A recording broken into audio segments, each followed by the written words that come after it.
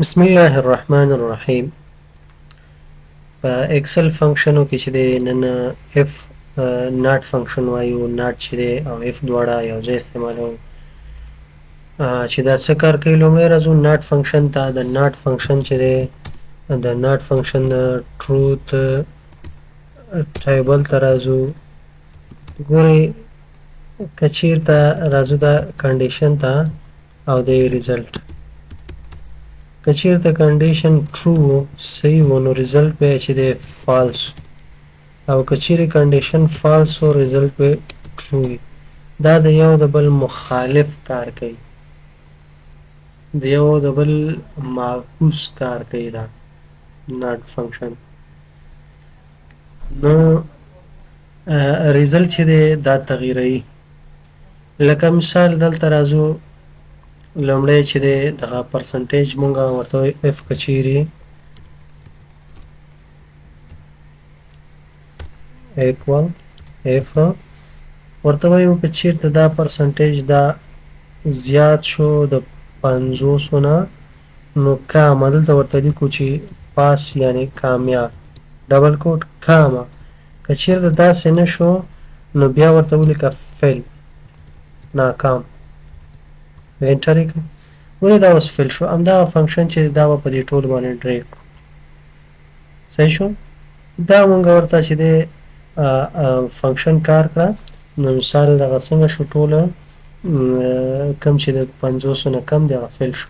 که چیرې دا شرط تاسې داسې غلط لګولی، مثال تاسې ورته ویلي که چیرې د 50 نه کوچنی شو نو هغې ته پاس ولیکه، او کم چې د 50 نه جیګ دی هغې ته فیل ولیکه. ګوره 22 دی پاس، 96 فیل، 65 پاس، 78 فیل، 99 فیل، 21 فیل پاس.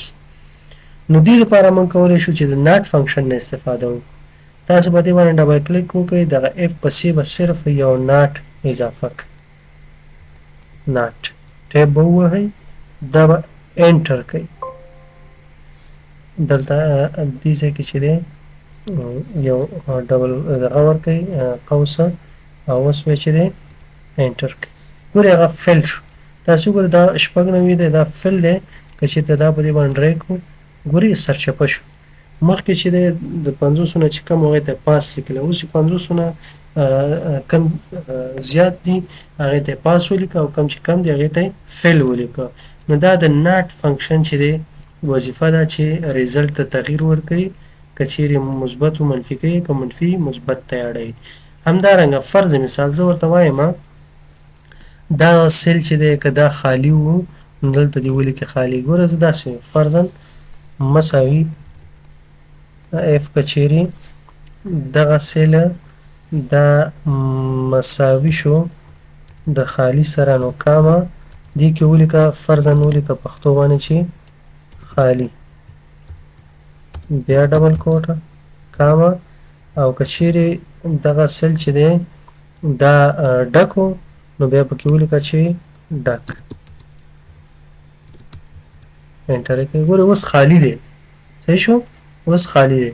که چیرې تاسې دغه ریزلټ سرچپه کوئ د دې سیل دپاره، تاسې به دې باندې ډبل کلیک کړئ، د اف پسې به دلته راشئ، صرف به ولګوئ ناٹ فنکشن، او دلته به راشئ دغه ځای کې د یو قوس پسې بند کړئ، انټر به کړئ. ګورئ ډک، دا سیل اوس چې دی دا ډک کوي، مطلب ریزلټ یې څنګه که سرچپه کړ.